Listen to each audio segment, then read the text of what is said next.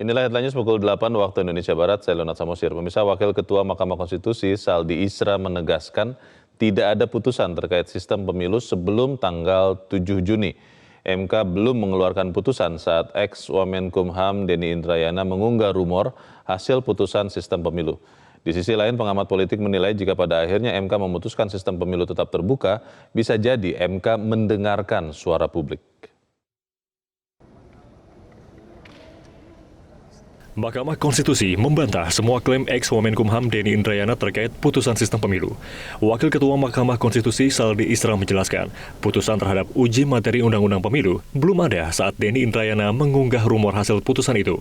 Saldi juga menegaskan, dissenting opinion yang disebutkan Denny juga tidak sesuai dengan putusan Mahkamah Konstitusi. Pembahasan perkara tentang sistem pemilu baru dilakukan pada Senin 5 Juni oleh 8 hakim dan saat itu belum ada putusan dan posisi hakim. Sebelum tanggal 7 Juni ketika diketok palu di ruang lantai 16 itu belum ada putusan dan belum ada posisi hakim. Mengapa ini menjadi poin yang kami bikin stressing, teman-teman sekalian? Karena ada yang berpendapat sejak tanggal 28 Mei sudah ada putusan dan posisi hakimnya 6-3. Posisi hakimnya 6-3, katanya mengabulkan 6-3, 6 mengabulkan, 3 disenting. Nah, dengan fakta sidang hari ini, kami perlu menjelaskan ini, bahwa pendapat itu merugikan kami secara institusi, seolah-olah kami membahas itu dan itu bocor keluar, diketahui oleh pihak luar. Nah, fakta hari ini, putusan itu baru terjadi tanggal 7. Jadi teman-teman nanti bisa baca, putusan itu baru terjadi tanggal 7.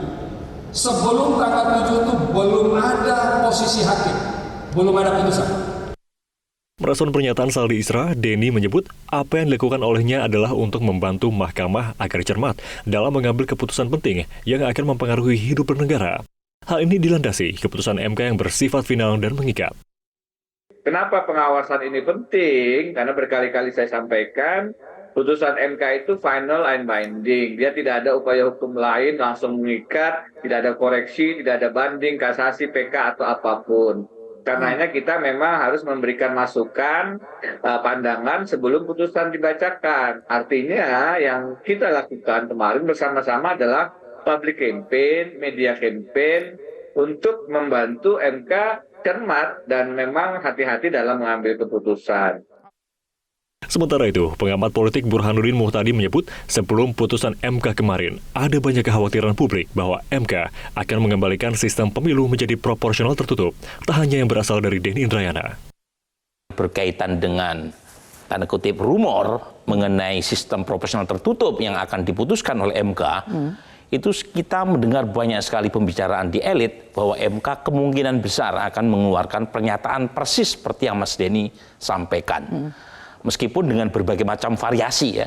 Nah, baru kemudian muncul tweet kontroversial seorang Denny Indrayana yang kemudian memantik diskusi sangat luas, termasuk mendorong kembali munculnya 8 fraksi yang menolak proporsional tertutup. Misalnya MK ujungnya memutuskan proporsional terbuka, berarti MK mendengar dong aspirasi publik yang luas, mulai dari Mas Denny maupun survei saya. Tim Liputan Metro TV.